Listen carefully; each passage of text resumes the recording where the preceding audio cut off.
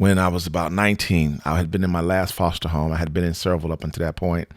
And it came a point where the state no longer wanted to provide for me because I was an adult. So my foster mother at that time was given a letter stating that there's going to be no more funds coming in to care for me. So she made the suggestion I had to get out here on my own and make something happen.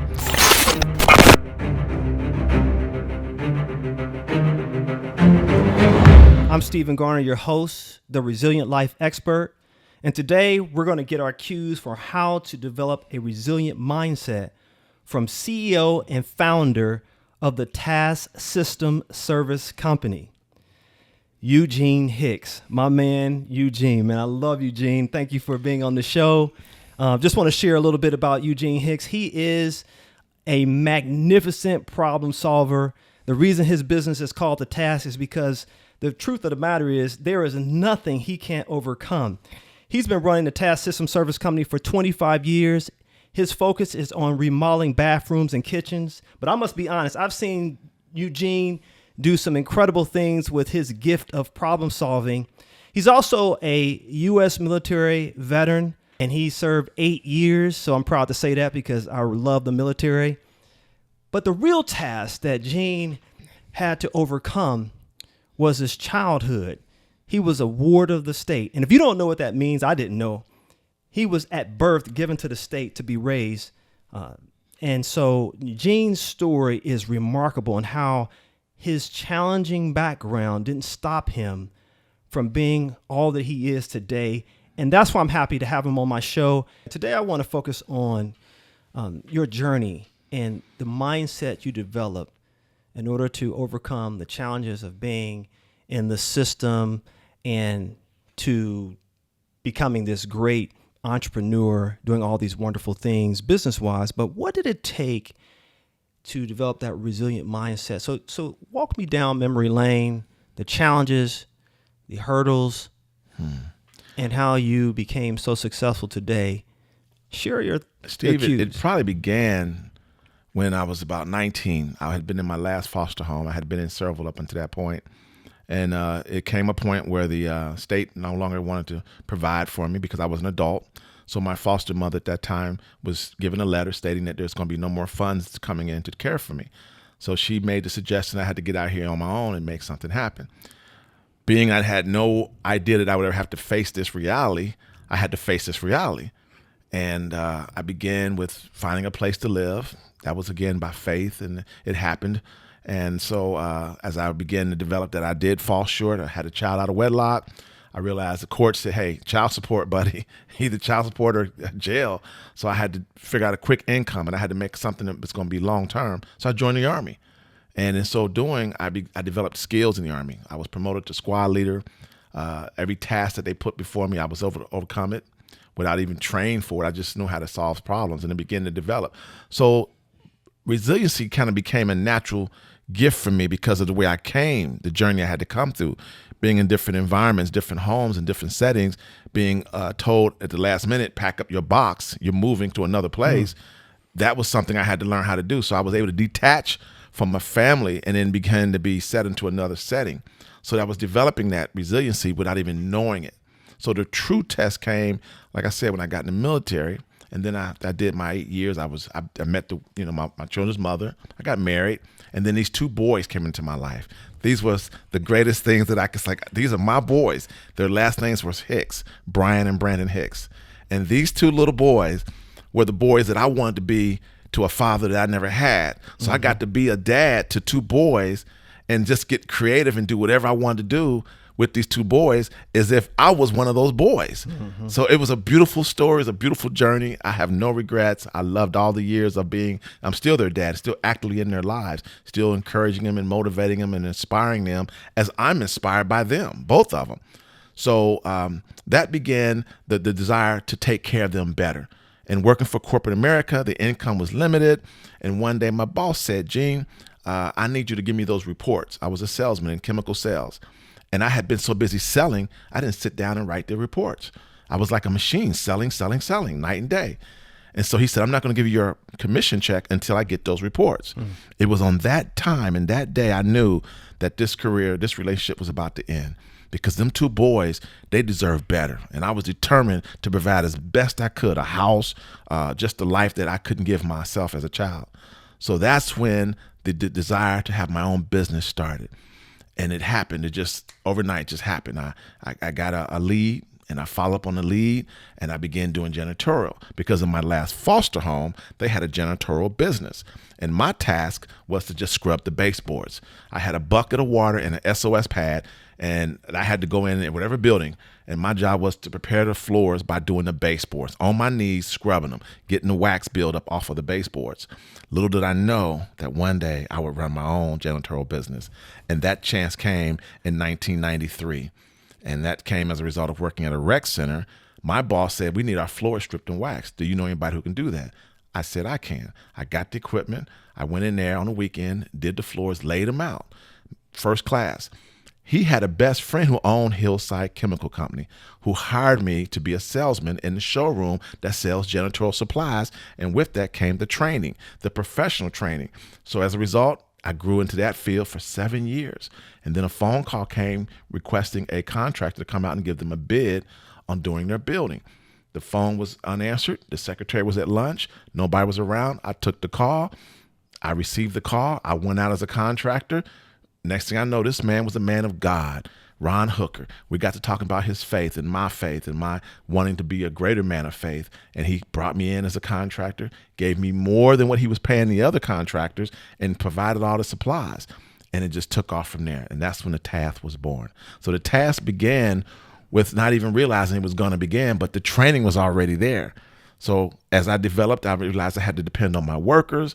And in janitorial, if you don't people show up at night, the place is a wreck in the morning, you're going to lose that contract. I got tired of that problem.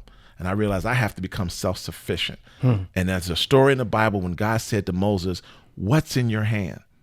It was then I realized in my hands was these skills. I was mechanically inclined. I had a high aptitude skill. So I began to realize I can remodel, I can build, I can make better. And I got in the restoration business. And I started with just doing flood damage, carpet. People's basements would flood. I'd go in there and restore them back to a pre-loss condition. And that's what developed the skills to do more of the task. So it's just been ongoing. And then I just got into kitchens and bathrooms because the doors just kept opening. So there's probably because of the favor of God was on my life and still is.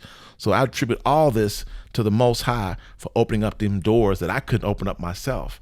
So that's where I've gotten to today. So the problem solving is something within me. I have to do it. So let me ask you this, Gene, because Sure. I'm curious to understand, what does it take, though? You were a ward of the state. Your mom, basically, that's saying she gave you to the state to raise. Mm-hmm. And, you never had a relationship with your mother. Mother or father. Mother siblings, or father. Nobody. Siblings. And yet you developed this mindset to create this business and overcome these challenges. And what are some of the things that you had to develop mentally that you can share with the audience today? And I'm asking that question because I want them to understand, what does it take to be resilient under those circumstances? First of all, to be specific, I chose to learn about Black history. I had to look at where I come from in the sense of my ethnicity, and looking back at African Americans and what they overcame already and their resiliency to overcome slavery and segregation and oppression. So they had to find ways and make ways. So I figured if it was in them and this is my DNA, I'm a product of that, then it's in me too. So I just tapped into what already was there. I basically just opened up the valve, and what was already there just began to come out. So I just took what I already knew should be in there because history says so, and just went with what I think I could do.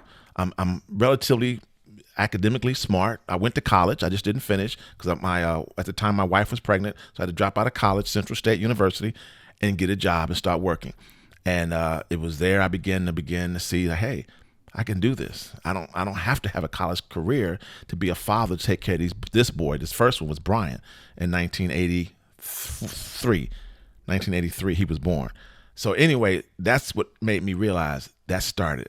And I just built on that because opportunities kept coming. I had to figure things out. There was no one to go to say, help me solve this problem. Some of it was failure, but failure was success turned upside down. Okay. So you reference your history, and history was the catalyst to help you to believe that even though you're dealing with these challenges, hey, if my ancestors were able to overcome these obstacles, so can I. Amen. So what was one of the things that helped you to develop the mindset when you were in your foster care to not allow that to hinder you from being who you are today? Being rejected, Steve, was probably the best thing that ever happened to me. Oh, really? Yeah. Oh, wow. Because That's interesting. rejection begins to, instead of sitting there and having self-pity, I begin to come with self-sufficiency. Like, okay, they don't want to let me play with their toys. I'll create my own little world and play with my own little toys. So what? They don't have army heads or rifles on their guns, or the wheels aren't on the Hot Wheels. I would take somebody's Hot Wheels and make another Hot Wheel and put together my own Hot Wheel and make my own little world. And I used to, when I was a child, I used to really enjoy the Indy 500. And after every race, I would go to my bedroom with all these little cars I took an inventory from other homes. And that's another word of saying I stole these Hot Wheels and made them my Hot Wheels. And I would develop my own inventory, and I would race around my bed and make that a track. And I would imagine myself at Indy 500 racing these cars.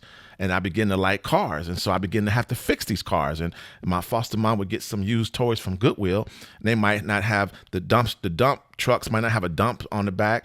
The bulldozer wouldn't have a bulldozer in the front. It wouldn't have the tracks or whatever. So I would have to fix stuff, make stuff work. So that began to realize that I was mechanical, but also I was resourceful.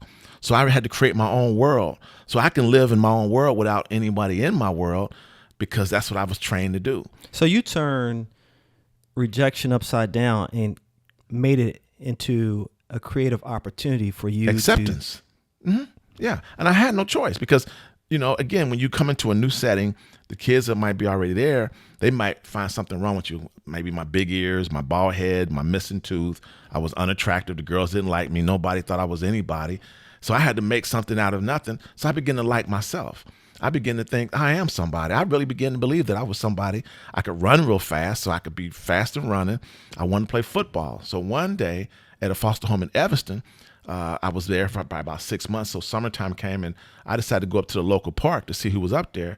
And they were playing football, just pick up games. And this guy named Freight Train was up there. He was the baddest running back, but he didn't have the speed that I had, but I had to prove it. So I was on the sidelines, and they was watching me, and I was watching them. So one of the players got hurt, and they said, "Hey, you want to play?" I said, "Sure." They said, "Come on." They said, "What position you want to play?" And I said, "I want to be the running back."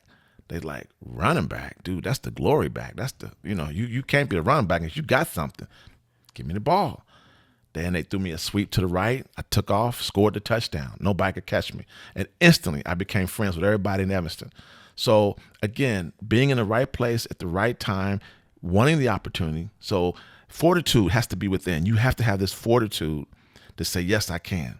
Yes, I can. I know I can. And even if you fail at it, you still have to say, I can do it again. Because failure is, again, success turned upside down. So the resiliency of what I like to say is failure is good for us, because it's just like a caterpillar in a cocoon. It's only working itself back and forth to develop strength, because one day that caterpillar is going to come out of that cocoon, and we know the end result. So it's interesting. So the rejection was the catalyst to help you to learn how to embrace your circumstances. Absolutely. And use it as a creative opportunity to better yourself. Absolutely. To become what you've always believed you could be. I don't want to put words in your mouth, but no, I'm I'm just interpreting what you said. It's just like our history. So that experience, even though it was painful, it was difficult, it was challenging, it also seemed to be like a classroom or some sort to help you to now, when you fast forward, you said you got married, you have sons, and so now you have a foundation.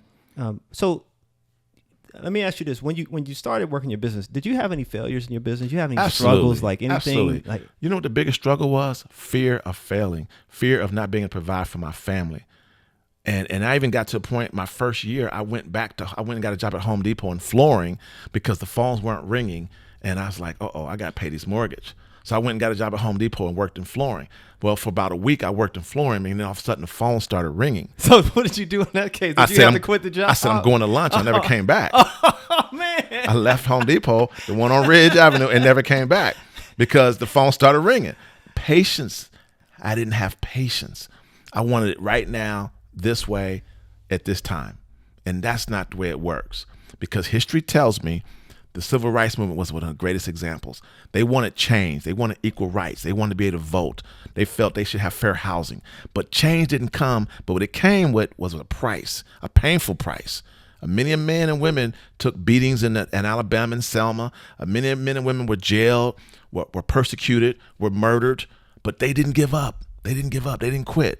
And as I watched histories, I remember being in my foster home in the 60s when watching Dr. Martin Luther King protest in the South during the garbage workers in Tennessee. And I realized what it cost the country as a nation. He got murdered. But the struggle was real, and it was worth it, because now we have corporate owners. We have Judge Thurgood Marshall. We have, all these men and women who've aspired to be great in our society. They overcame adversity. So what makes me so unique is I just watched history. Mm-hmm. History is a classroom. So what would you say to, a business owner, entrepreneur, today to say, hey, man, I'm dealing with some challenges financially. Okay. All the things that you have to deal with. In today's society, you have a lot of help. You have social media. You have resources of the libraries, educators, people who are in your core group of men and women who can counsel you, who can give you advice. We all know in order for a business to be successful, you have to have consistent revenue. And then when you have the revenue, you have to invest the revenue within your business. So as I began to realize I couldn't go out and buy a brand new DeWalt saw, but the pawn shop sells one that somebody pawned. So I learned the value of some secondhand tools, used trucks. Of course, I'm mechanical, so rather than take my truck for service to get it repaired at the dealership, I had to get up under that hood, out that front end, and do that work, put those brakes on, change that oil, whatever I had to do. I had to have a building, so I found warehouses were available for rent, for lease. So I began to rent and lease warehouses, and I began to grow my inventory. So some of the things I learned is you have to be resourceful. You have to think outside of the box. Because in order to go get a business loan, you have to have a great credit score, and you have to have, collateral and all that. Well, that wasn't always the case with me because of a lot of things. So I had to learn how to work around that. And there's ways of getting around that. So I would say to the small business or any business who's already in existence, when you hit a difficult time, don't panic, be still. It's only a test. The answer, the help is right there in your hands. It's right there in front of you. You just have to wait and look for it. You have to see, what is it that you have? What can you do? Who can you call? Who can help you? Who cares enough about you to say, I'm going to help you get through this crisis? Because it's an opportunity. It's not a crisis. It's an opportunity. I always like the story of the Red Sea. It was a crisis to the people coming from captivity, but it was an opportunity for the leader to depend on something greater than himself. And we know the story. He just took what was in his hands and pointed it, and the rest is history. So our answers really are right there with us. Most businesses, they say the restaurant business is the most riskiest business to get in. If a restaurant business makes it 7 years, it's probably going to continue. But the first 7 years of a restaurant business is the trial years. So you have to be wise and make sure your product is a good product. I believed in what I was providing was something people needed. First of all, people buy from people they trust. You have to sell yourself. You have to sell you. Once they buy you, then your product has just got to support what you stand for. And then the rest is going to follow. Gene, I want to thank you for joining us today and sharing your cues on what it takes to live a resilient life. Mm-hmm.